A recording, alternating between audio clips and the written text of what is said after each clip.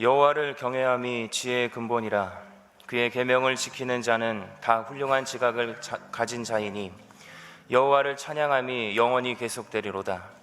이스라엘아 들으라. 우리 하나님 여호와는 오직 유일한 여호와이시니 너는 마음을 다하고 뜻을 다하고 힘을 다하여 내 하나님 여호와를 사랑하라. 아멘. 우리 전심으로 하나님 아버지께 찬양을 드립시다.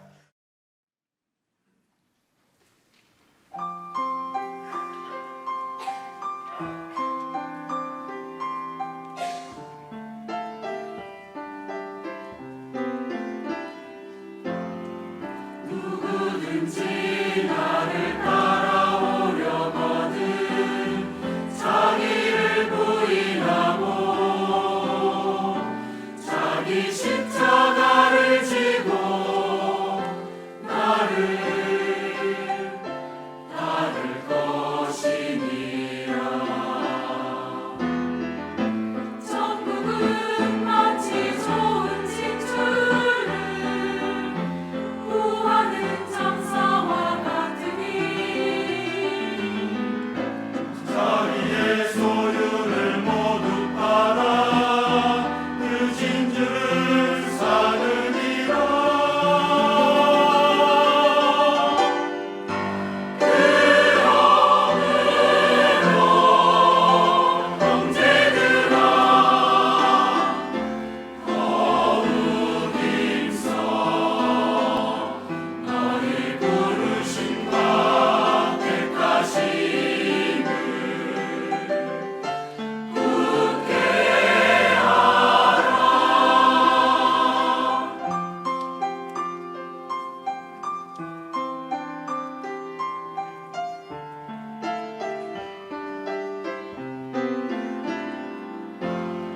누구든지 나를 따라오려거든 자기를 부인하고 자기 십자가를 지고 나를 따를 것이니라. 천국은 마치 좋은 진주를 구하는 장사와 같으니 자기의 소유를 모두 팔아 그 진주를 사느니라. 그러므로 형제들아 더욱 힘써 너희 부르심과 택하심을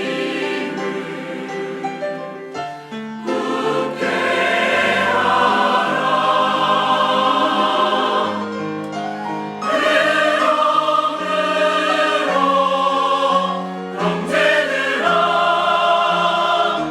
더욱 힘써 너희 부르심과 택하심을 굳게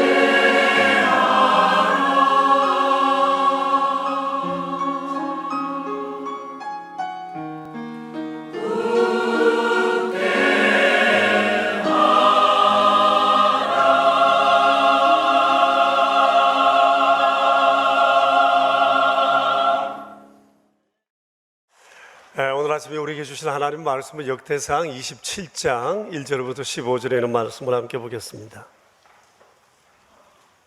역대상 27장 1절부터 15절에 있는 말씀입니다. 살아계신 하나님의 말씀을 이제 우리 함께 받들어 읽겠습니다. 이스라엘 자손의 모든 가문의 우두머리와 천부장과 백부장과 왕을 섬기는 관원들이 그들의 숫자대로 반이 나누이니 각 반일이 24,000명씩이라 1년 동안 달마다 들어가며 나왔으니 첫째 달 반장은 삽디엘의 아들 야스보아며 그의 반에 24,000명이라. 그는 베레스의 자손으로서 첫째 달 반의 모든 지휘관의 우두머리가 되었고 둘째 달 반의 반장은 야호와 사람 도대요 또 미글롯이 그의 반에 주장이 되었으니 그의 반에 24,000명이요 셋째 달 군대의 셋째 지휘관은 대제사장 여호야다의 아들 보나니아요 그의 반에 24,000명이라 이 보나니아는 30명 중에 용사요 30명 위에 있으며 그의 반 중에 그의 아들 암미사밧이 있으며 넷째 달 넷째 지휘관은 요압의 아들 아사헬이요 그 다음은 그의 아들 스바다이니 그의 반에 24,000명이요 다섯째 달 다섯째 지휘관은 이스라 사람 사무시니 그의 반에 24,000명이요 여섯째 달 여섯째 지휘관은 드고아 사람 이게스의 아들 이라이니 그의 반에 24,000명이요 일곱째 달 일곱째 지휘관은 에브라임 자손에 속한 발론 사람 헬레스이니 그의 반에 24,000명이요 여덟째 달 여덟째 지휘관은 세라 족속 후사 사람 십부게이니 그의 반에 24,000명이요 아홉째 달 아홉째 지휘관은 베냐민 자손 아나도 사람 아비에셀이니 그의 반에 24,000명이요 열째 달 열째 지휘관은 세라 족속 느도바 사람 마하레이니 그의 반에 24,000명이요 열한째 달 열한째 지휘관은 에브라임 자손에 속한 바라돈 사람 버나아이니 그의 반에 24,000명이요 열두째 달 열두째 지휘관은 온니엘의 자손에 속한 느도바 사람 헬덴이 그의 반에 24,000명이라 아멘. 내용을 읽으면서 여러분 좀 참 어렵다는 그런 생각을 가졌을지 모르겠습니다. 오늘도 우리는 하나님께서 역사 가운데 행하신 섭리에 관한 일들을 보게 될 것입니다. 그런데 이런 것을 우리가 보면서 꼭 기억해야 할 경구가 몇 있습니다. 역사는 하나님의 세상 통치의 교과서다. 그리고 다 하나님 마음대로 하시더라. 지난 역사는 오늘의 거울이다. 우리가 이런 생각을 잊지 말아야겠습니다. 이런 생각을 가지면 역사에 관심을 가지지 않을 수가 없어요. 그리고 뿐만 아니라 이 성경에 나오는 성경 역사에 대해서 우리가 좀 더 지극한 관심을 가지고 바라봐야 한다. 그런 생각을 갖게 됩니다.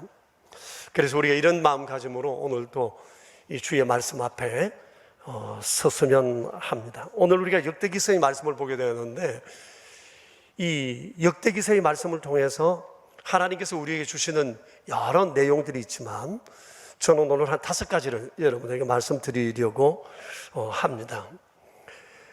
역대기서를 통해서 하나님께서 그 백성들에게 보여주신 큰 그림이 무언가라고 하는 것입니다. 둘째는 하나님이 보여주신 이 큰 그림에 대한 백성들의 반응은 어땠는가? 셋째는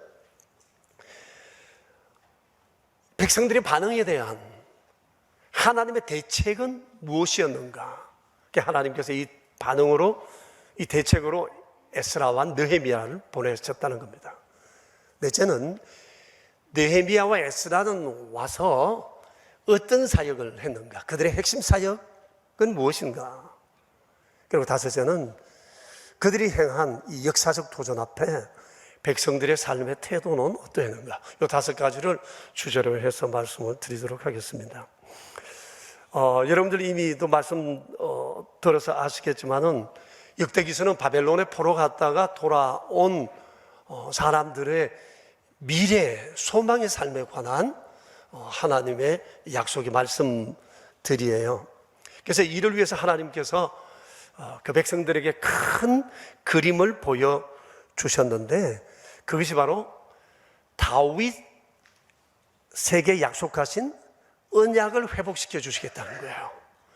다윗에게 주셨던 이 거룩한 영광에 대한 감격을 회복해 주시겠다는 겁니다. 굉장한 약속이 아닐 수가 없어요. 자, 그런데 이 하나님의 놀라운 약속에 대한 백성들의 반응은 어떠느냐? 이 약속을 굉장히 비관적으로 받아들였어요. 그들은 우리 민족은 다시 일어설 수 없다, 이런 패배감에 사로잡혀 있었습니다. 그들이 이런 생각을 가지게 되는 몇 가지 이유가 있습니다. 첫째는 포로되어 갔다가 70년 후에 돌아와서 보니까 성전은 무너지고 예루살렘 성벽은 무너지고 온 가옥은 불에 타 폐허된 그대로 방치되어 있었습니다. 이를 본 백성들의 마음이 굉장히 참담했을 것입니다. 어떤 사람들은 큰 꿈을 안고 고국으로 돌아왔는데 이런 형국을 보고 괜히 왔다, 이런 생각을 가진 사람도 있었을 것입니다. 속상한 마음에 국가 재건을 서둘렀지만 포로되어 가지 못한 사람들, 또 이주해온 새롭게 생긴 이 토박이들의 방해가 굉장히 심했고, 또 페르시아 제국의 관리들이 왕의 마음과 달리 하나님의 백성들에게 많은 딴지를 걸면서 행정적인 것을 자꾸만 이렇게 보류시키면서 국가 재건이 자꾸만 뒤로 미루어지게 되었던 것입니다. 한두 번이 아니라 이런 일이 계속 되면서 국가 재건의 의지가 확 꺾여버리게 된 것입니다. 결국 국가 재건이라고 하는 큰 구심점이 사라지게 되자 사람들은 각자 도생의 길을 걷게 되었습니다. 살기 위해서 일을 해야 했고, 개인적인 일에 몰두하게 되었고, 상업활동, 집 짓는 일, 집수리하는 일, 땅을 넓히는 일, 이런 것들에 관심들을 쓰게 되면서 공동체의 결속력이 굉장히 약화되고 물질적인 사고에 물들어가게 되면서 또 타락하게 되는 이런 현상들이 생기게 되었습니다. 그러다가 우여곡절 끝에 스룹바벨을 통해 성전 보수가 되어지기는 했지만 한번 그들 속에 있는 영적 침체가 회복되기는 굉장히 어려웠습니다. 백성들 마음속에 성전은 지어졌는데 하나님에 대한 영적 갈망이 식어져 버린 상태가 되었던 것입니다.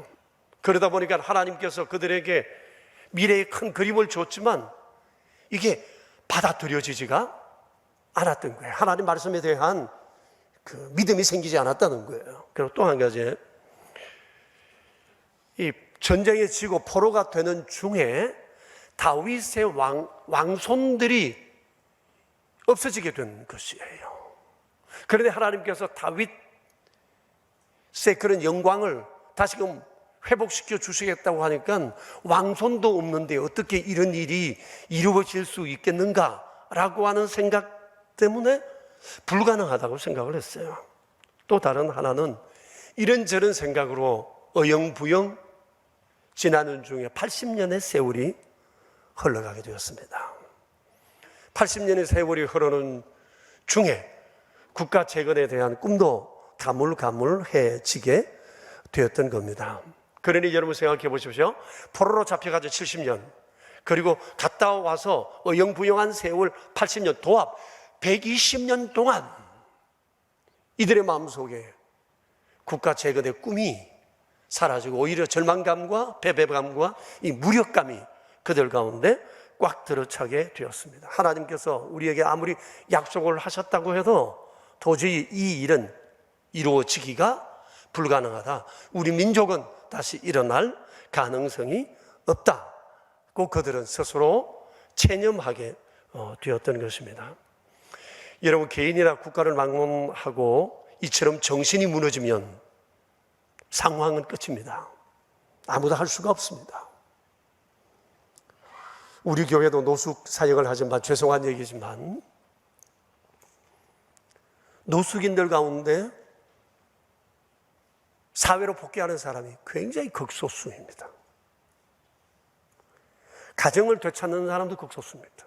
근데 우리 거리의 천사를 통한 Love People House를 통해서 많은 사람들이 사회로 속속 복귀하고 있는데 그 이유가 있습니다. 노숙인들은 당장에는 급하니까 먹여줘야 하지만 궁극적인 것은 그들을 사회 공동체 일원으로 되돌리는 일입니다.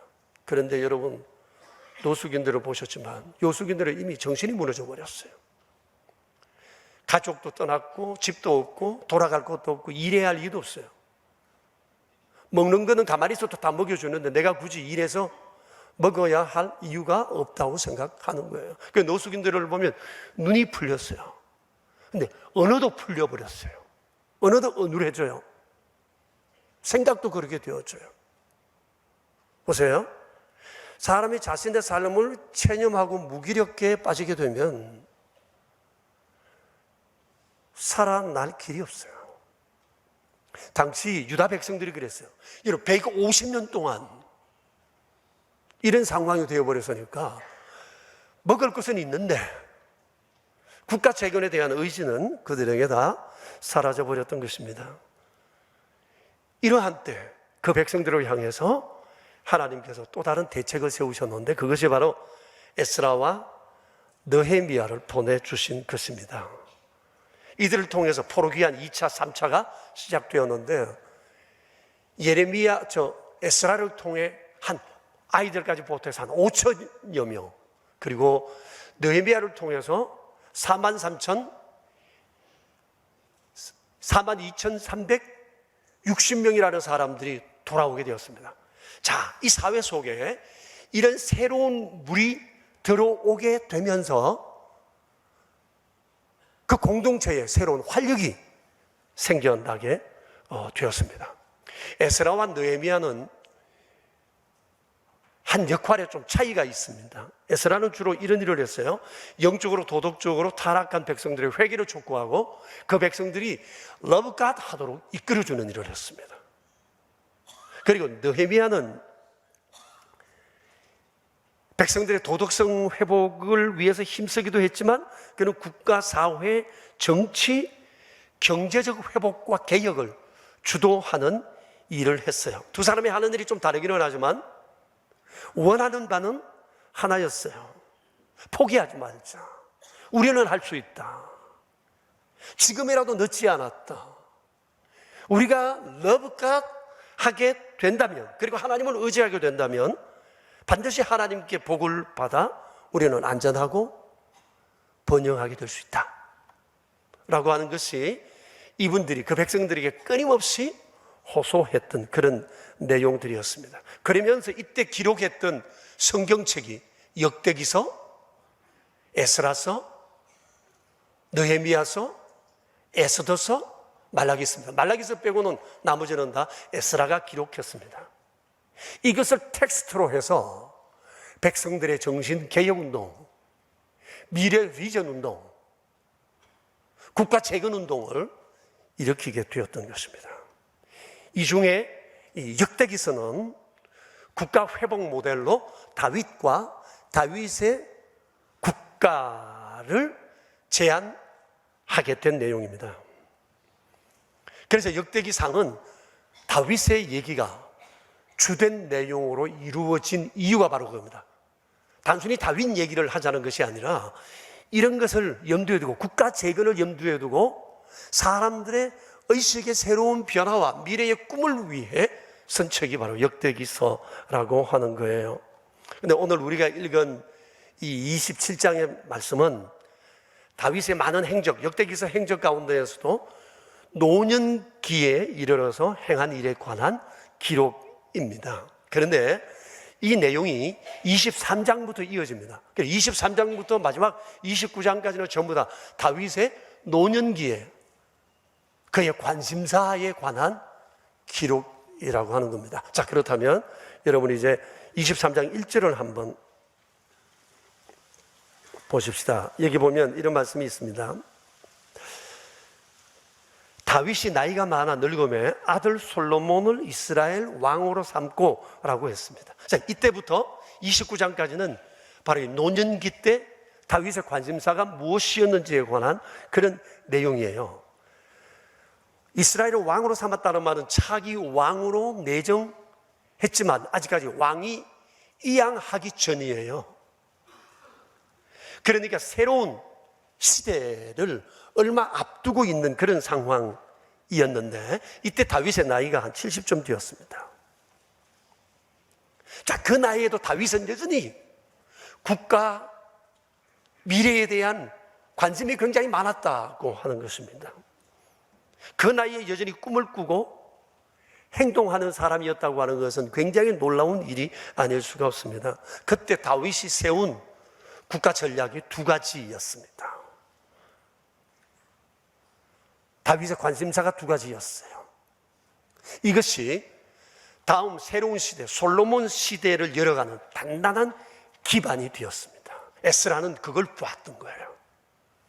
그래서 에스라는 다윗을 통해 하나님께서 행하셨던 이 놀라운 일, 솔로몬 시대를 열어가던 단단한 기반이 되었던 것, 이것이 바로 우리 시대가 붙들어야 할 일이다 생각을 하고 그 백성들에게 두 가지를 당부했어요. 그 첫 번째가 뭔가 하니 다윗의 Love God 태도에 관심을 가지게 한 것입니다. 여러분, 이 역대기서를 보면 전부 다 이거 다윗의 Love God에 관한 내용들이에요. 역대기서를 Love God이라는 주제로 다시 한번 보시기를 바랍니다.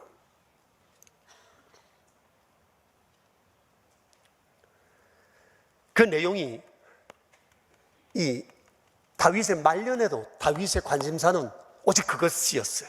그 내용이 22장부터 26장에 나와 있는데 에스라가 말하고 싶었던 내용이 이겁니다. 다윗은 마지막 순간까지 러브갓 하는 일에 매진했다는 겁니다. 그리고 자기만 러브갓 한 것이 아니라 백성들을 러브갓 할 수 있도록 이끌었다는 거예요. 그래서 러브갓으로 이 나라의 기반을 단단히 하고 백성들의 정신을 무장했다는 겁니다. 새 시대를 앞두고 다윗의 국가 전략은 백성들로 하여금 더욱 하나님을 러브갓 하도록 만들어가는 것이었어요.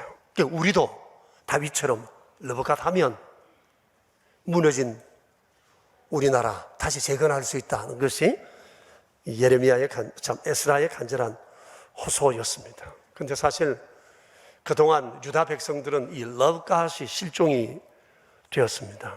그들이 포로가 되었던 이유도 바로 그것입니다. 그들이 포로 되어갔던 70년 동안 땅을 치고 통곡했던 것도 우리가 하나님 앞에 제대로 러브갓 못했다는 것입니다. 70년 동안 그들이 마음에 다짐하고 다짐했던 것은 이제 기회가 된다면 러브갓 하겠다는 거예요. 그래서 여러분, 그들이 성전은 없어졌지만 그들이 포로 되어간 그곳에 회당을 짓고 하나님을 예배하는 일들하고 말씀을 가르치는 일들을 계속 하지 않았습니까?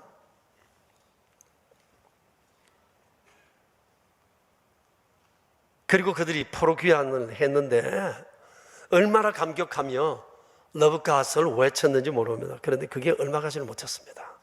잠시 반짝하고는 시들어버리고 말았습니다. 고질적인 병폐가 다시 되살아나게 된 것입니다. 그렇게 80년을 지내오는 그들을 향해서 다윗은 이 백성들이 그토록 존경하는 다윗의 러브갓의 태도를 그들에게 소개하게 된 것입니다. 그러면서 자신을 돌아보게 했던 거예요. 역대상을 통해서 다윗이 에스라가 다윗의 러브갓을 소개한 내용은 대충 이런 거예요. 다윗은 어떤 상황에서도 러브갓에 흔들림이 없었다. 그럼 러브갓은 다윗의 삶의 핵심 주제였다. 최우선 순위였다. 그리고 구체적인 예로 다윗이 하나님을 너무 예배하고 싶어서 법궤를 자기가 있는 처소 가까이 모시고 왔다. 모시고 오던 날 온갖 나팔수 찬양대 동원해서 함께 기뻐했는데 그가 언약궤 앞에서 춤추며 뛰어놀았다.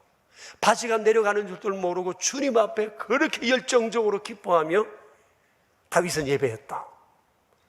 그리고 언약궤 하나님 앞에 엎드려 번제와 화목제를 드리고 감사와 찬송을 드렸다.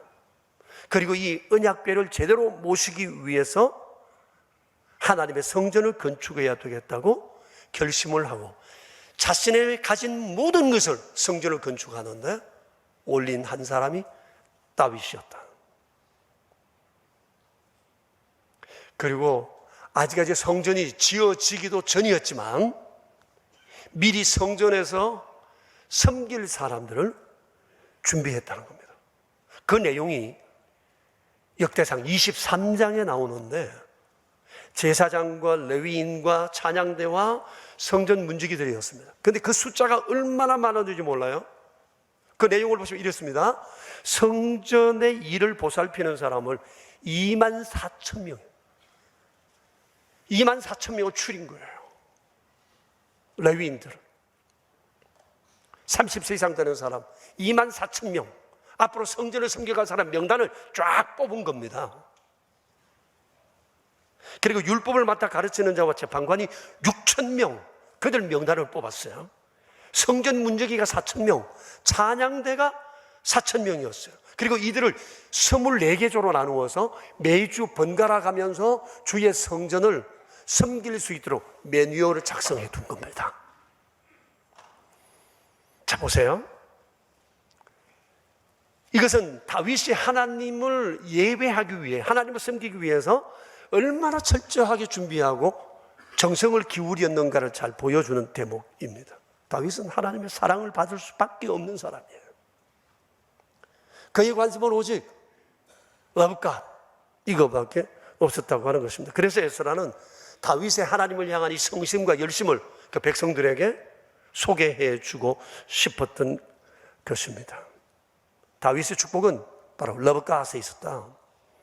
러브갓은 하나님의 백성들의 가장 중요한 삶의 중심이다. 우리도 이렇게 하면 일어설 수 있다. 하나님 바르게 예배하고 하나님을 의지하자. 이것이 에스라의 호소였어요.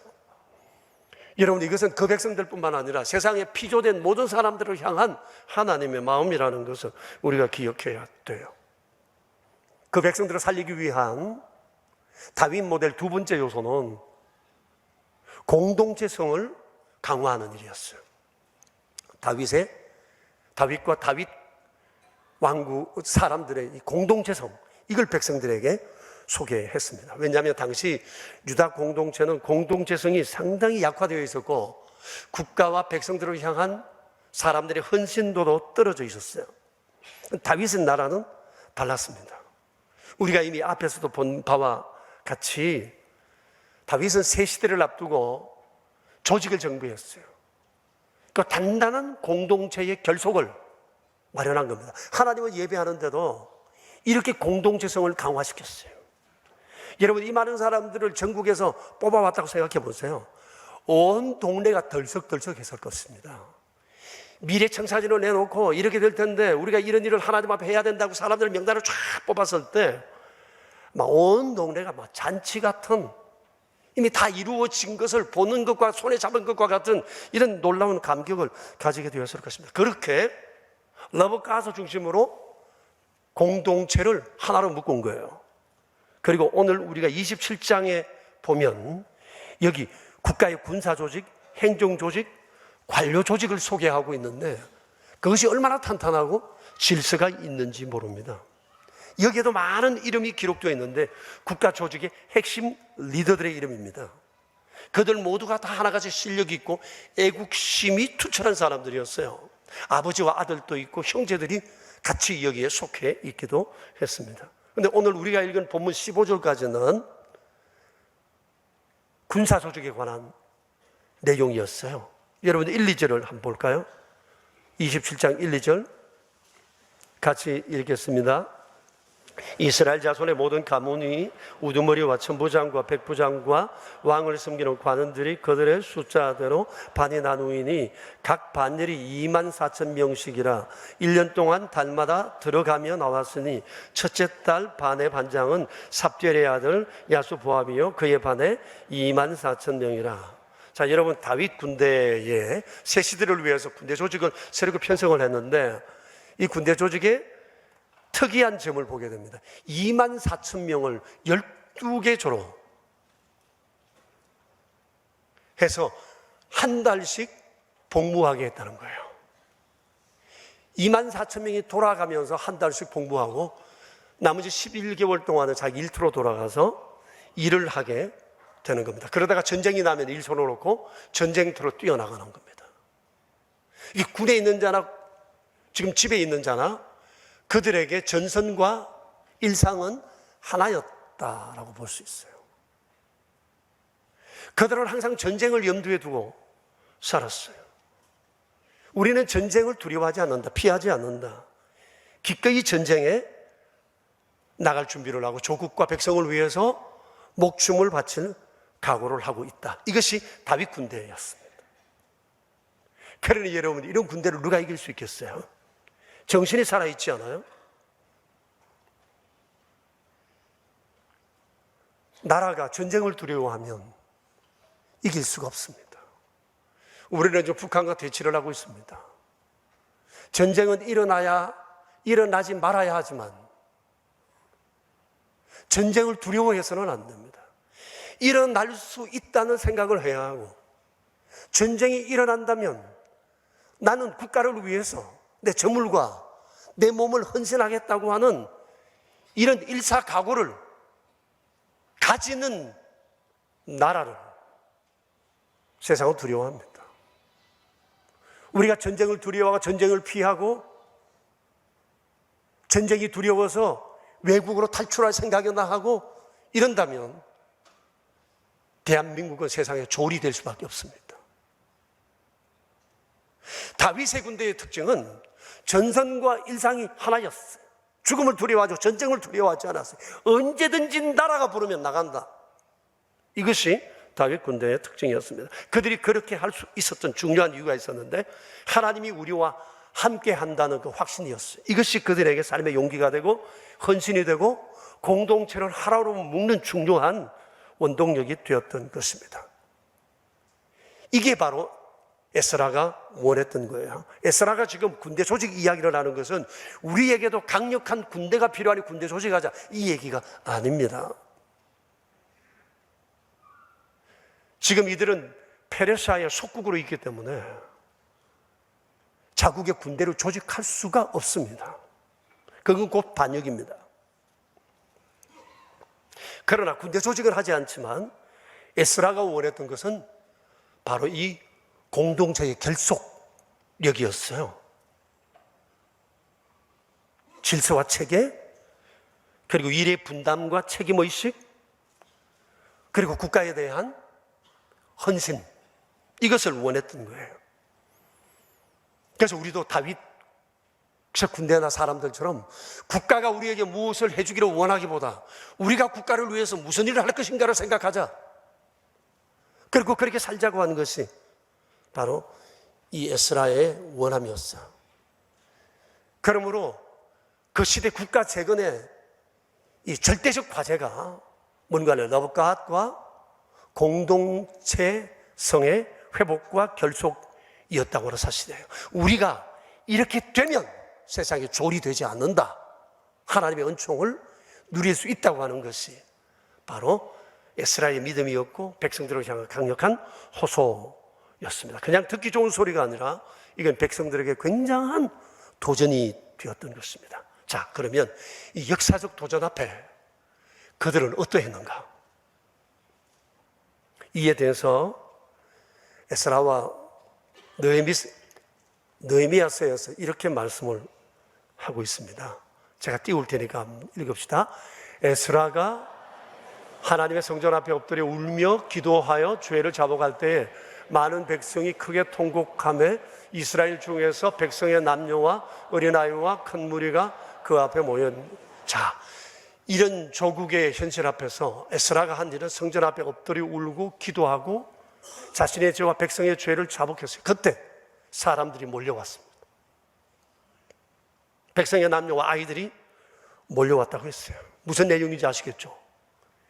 이 역사적 도전 앞에 지금 영혼의 혁명이 지금 일어나고 있는 거예요.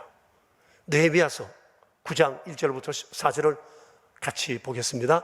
그달 서문 나흔날에 이스라엘 자손이 다 모여 금식하며 굵은 베옷을 입고 티끌을 무릅쓰고 모든 이방 사람들과 절교하고 서서 자기의 죄와 조상들의 허물을 자복하고 이날에 낮 4분의 1은 그 자리에 서서 그들의 하나님 여호와의 율법책을 낭독하고 낮 4분의 1은 죄를 자복하며 그들의 하나님 여호와께 경배하는데 레위 사람 예수아와 바니와 간미엘과 스바냐와 분디와 세레바와 바니와 그나니아는 단에 올라가서 큰 소리로 그들의 하나님 여호와께 부르짖고 라고 말씀하셨어요.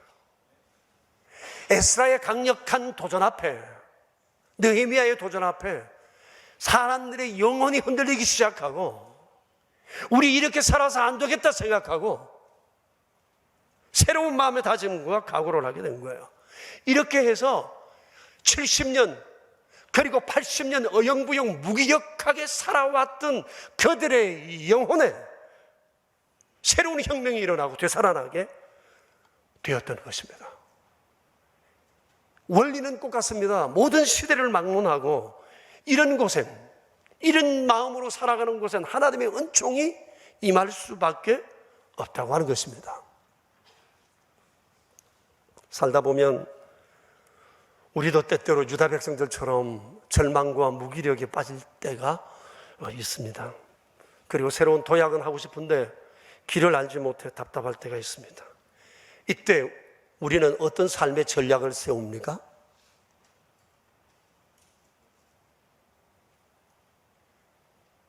하나님 말씀 앞에 서서 길을 물어야 합니다.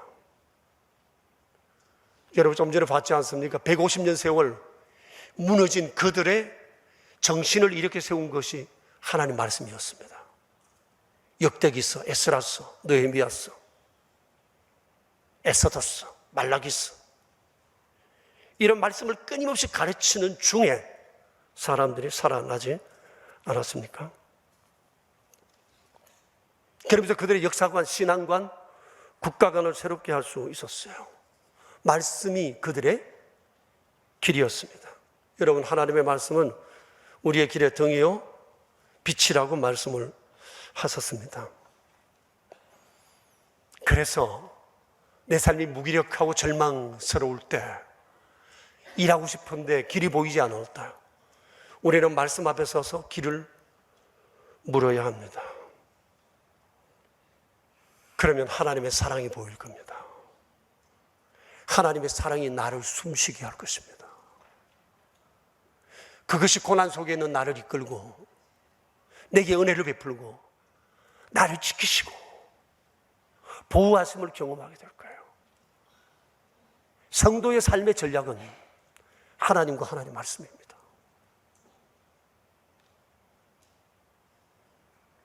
그리고 다윗의 국가 전략과 에스라의 국가 전략을 보면서 지금 우리 조국의 전략은 무엇이어야 하나는 생각을 하지 않을 수가 없었습니다. 우리나라는 신정국가가 아니기 때문에 다윗이나 에스라처럼 할 수는 없지만, 그리고 우리의 입장에서 국정의 국정과제를 바꿀 만한 그런 계제도 우리에게 되어 있지 못하지만, 이 나라 국민으로서, 크리스찬으로서 우리가 해야 할 일이 있습니다. 그것은 우리의 조국과 사회의 문제 앞에 엎드려 우는 겁니다. 에스라가 했던 이 일을 우리가 해야 합니다. 에스라는 백성의 죄를 나무래지 않고, 나무래기보다 백성의 죄를 끌어안고, 조상들의 죄를 끌어안고, 자신의 죄를 끌어안고 하나님의 성전 앞에 엎드려 울며 기도하고 죄를 자복했어요. 그러자 점점 이런 무리가 많아져서 나라 안에 새로운 영적 혁명이 일어나게 됐다고 하는 것입니다. 이게 조국을 위한 우리 그리스도인의 모습이어야 합니다. 그런데 우린 어떻게 하고 있습니까? 우리 사회 분위기는 어떻습니까? 곳곳에 자기 이익을 위한 이익단체들의 데모는 끊임없이 계속되지만 나라와 자신과 사람들의 죄를 끌어안고 엎드려 기도하고 우는 사람은 없어요. 내 눈에 들보는 못 보면서 남의 눈에 티를 보고 나무래고 비난하는 사람은 많아요.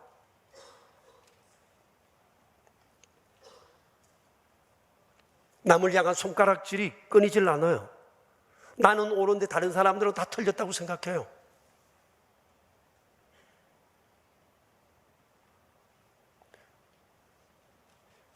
비난과 비판과 정죄가 너무 많아요. 그래서 맨날 싸워요.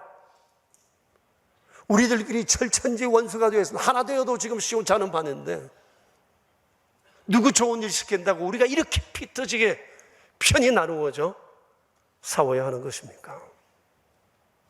용서하고 들으십시오만도 우리 교우들 중에서도 소그룹 모임하다가 잘하다가 말씀 나누다가 정치 얘기 나오면 막 서로 원자라지고 심지어 싸우게 되는 경우도 있고 나 다시는 얘기 안 나올 거라고 그런다는 얘기도 들었습니다. 도대체 왜 그러는 거죠? 여러분 할 수 있으면 교회에서는 정치 얘기 안 하시는 게 좋습니다. 그러나 혹 하게 된다면 다른 사람의 정치 성향을 존중해 주셔야 돼요. 서로 다른 의견을 가질 수 있지 왜 그 사람의 정치 성향이 나하고 똑같아야 되는 거죠? 나하고 같지 않으면 틀렸고 나쁜 사람이고 잘못된 사람이라고 왜 그런 생각을 가지게 되는 걸까요? 내가 생각하는 정당을 지지하지 않으면 틀린 건가요? 잘못된 건가요? 왜 그것으로 비난을 받아야 되는 거죠? 정치적 성향이 꼭 같아야 할 이유가 없어요. 집안의 가족들도 생각이 달라요. 형제들도 다를 수 있어요. 그런데 이 많은 사람이 어떻게 동일한 한 색깔의 정치적 성향을 가질 수 있겠어요? 왜 그게 우리의 싸움의 이유가 되어야 하는 것인가요? 우리에게는 더 다른, 더 중요한 공통 분모가 있잖아요. 대한민국 국민이라는 것, 그리고 하나님의 자녀라는 것.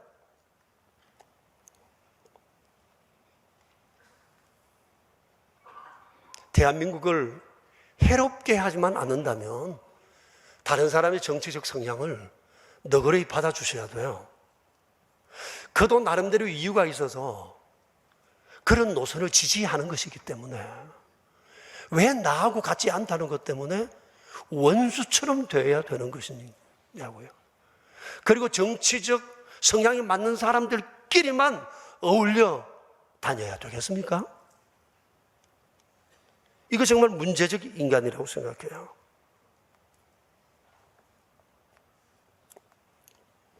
혹 정치인들이 잘못해서 일을 거르칠 수도 있어요. 그들도 나름대로 대한민국을 생각하고 정책을 수립하고 이유가 있어서 타당한 이론을 가지고 대한민국을 이끌어 가다 보면 잘못 결정을 할 수도 있고 그것이 전 국민적인 책임으로 돌아올 수도 있어요. 그러면 비난할 것이 아니라 함께 짊어지셔야 합니다. 그게 형제고 한 백성된 삶의 태도이잖아요. 그래서 네가 잘못된 결정이니까 네가 책임져 라고 하면 한 백성은 아니죠. 전 정권도 잘못할 수 있고 이 정권도 잘못할 수 있고 차기 정권도 잘못할 다 잘못할 계제는 충분하지만 다 잘하려고 하다가 잘못된 거 우리가 함께 짊어질 이 마음을 우리가 가져야 한다고 하는 사실입니다. 한 국가의 멸망은 외부의 적보다 내부의 분열이 더 크다고 그러지 않습니까? 지금은 우리가 서로 관대하고 너그럽게 서로를 용납하고 다 조국을 사랑하는 마음으로 이런 생각 저런 생각 가졌다는 생각을 가지고 어떻게든지 간에 하나됨을 이루어가는 것이 필요합니다. 이를 위해서 우리 그리스도인이 해야 할 일은 이런 상황 앞에서 정치적 판단을 하려 하기보다도 조국의 문제 앞에 정말 애통하고 눈물을 흘리고 엎드려 하나님의 은총을 구해야 하는 것입니다. 지금 우리의 조국은 역사적 큰 전환점에 있습니다. 어느 쪽 판단이 옳은지 우리는 아무도 모릅니다. 그러므로 우리가 해야 할 일은 역사의 주관자이신 하나님 앞에 모든 것 내놓고 주의 은총을 구해야 돼요. 여러분 혹시 신문을 보시다가 속상한 일 보거나 가슴 아픈 사건들을 보시거나 그러시면 무심히 지나지 말고 비난하지 말고 거기에 손을 얹고 기도하세요. 주님,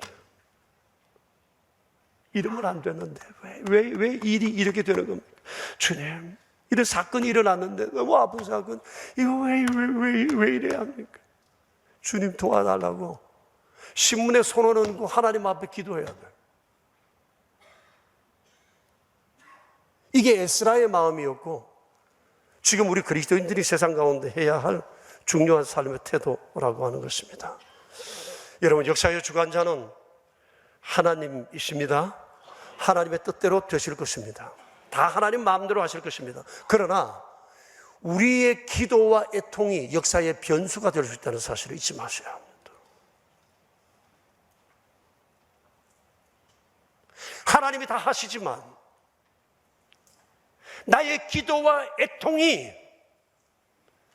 역사의 변수가 될 수 있어요. 에스라와 느헤미야가 150년의 세월을 뒤집은 것처럼 우리가 조국을 위해서 눈물 흘리고 기도할 때 하나님 우리의 기도 들으시고 우리의 제국을 강하고 하나님의 나라로 만들어갈지 누가 아시느냐고요. 그래서 그리스도인으로서 우리가 지금 해야 할 일은 무릎으로 하나님의 역사에 동참하는 것입니다. 이게 우리 명선 가족들의 자리가 되기를 축복합니다. 우리 함께 기도합시다. 사랑하는 여러분, 우리는 지난 역사를 통해서 하나님께서 어떻게 사람을 통해 일하셨는가를 보았습니다. 다 잘하려고 하다가 실수할 수 있고 어려움 당할 수 있지만 조국을 위해서 우리가 할 수 있는 일은 애통과 죄의 자복과 기도입니다. 더 이상 서로에 대한 비난을 멈추고 우리는 주님 앞에 눈물 흘려야 합니다. 울어야 합니다. 우리의 기도와 애통은 역사의 변수가 될 수 있습니다. 이 믿음을 가지고 살았으면 좋겠습니다. 우리의 과거와 현재와 미래가 정말 매우 중요한 현상에 처해 있습니다.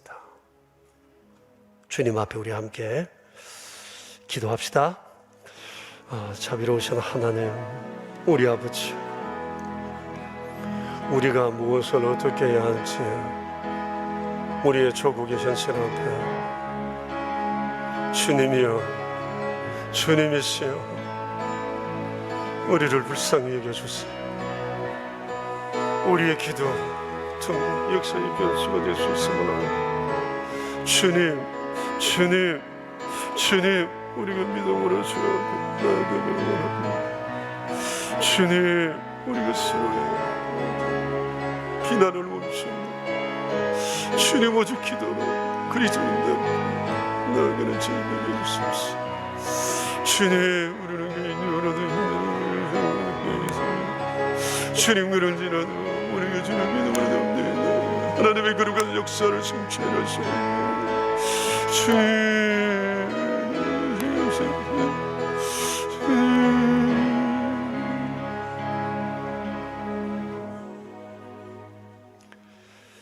주님, 70년 그리고 80년, 150년의 세월, 당시 주의 백성들이 안고 있는 절망과 무기력함,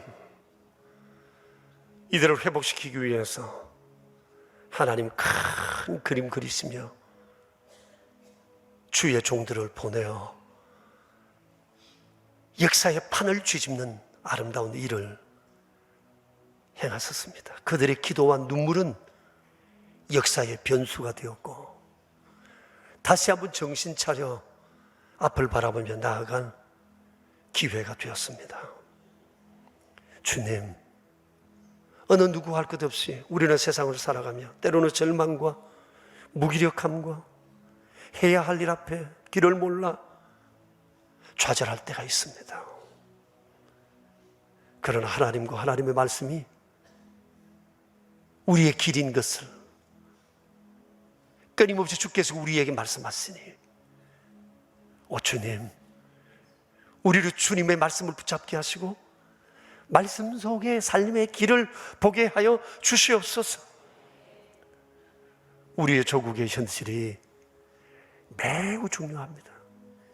미래를 우리가 알지 못하기에 사람마다 모여서 이런저런 좋은 의견들을 내려고 애쓰는 중에 있습니다.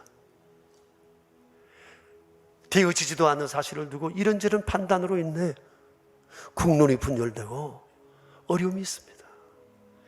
주여, 그리스도인 된 저희 세상에 휘둘리지 않게 하시고 모든 판단을 유보하고 비난을 내려놓고 주님 앞에 엎드려 울며 기도하며 회개하는 저희 되게 하옵소서.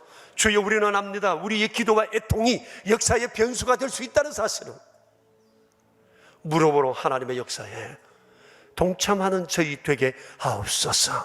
우모와 기도 운동이 바로 그런 발전소가 되게 하시고 하나님의 거룩한 영광의 도구가 되게 하옵소서. 우리 구주 예수 그리스도 이름으로 기도드리옵니다. 아멘.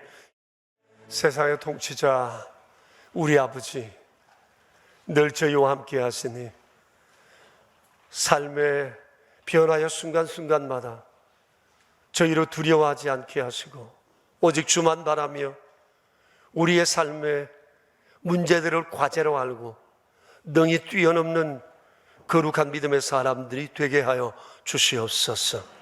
존귀하신 주 앞에 예배하며 작은 헌금 구별하여 드렸습니다. 11조를 온전히 구별하여 드리고 감사 예물과 주정 헌금, 그리고 오른손 헌금, 완달라 선교 헌금, 사랑의 식탁, 1000번째 예물, 장학 헌금, 그 외 여러 모양으로 주님 앞에 구별하여 드려진 예물을 받으시오며 주의 거룩한 영광을 위해 이 땅을 위해 아름답게 사용되는 예물 되게 하옵소서. 우리 구주 예수 그리스도 이름으로 기도드리오며 이제는 만왕의 왕 되신 주님 예수 그리스도의 은혜와 만복의 근원 되시는 아버지의 크신 사랑과 성령님의 교통하심이 모인 저희 무리들과 명선의 모든 가족들과 주님의 몸 되신 교회 위에 이제로부터 영원히 함께 계시옵기를 간절히 축원하옵나이다. 아멘.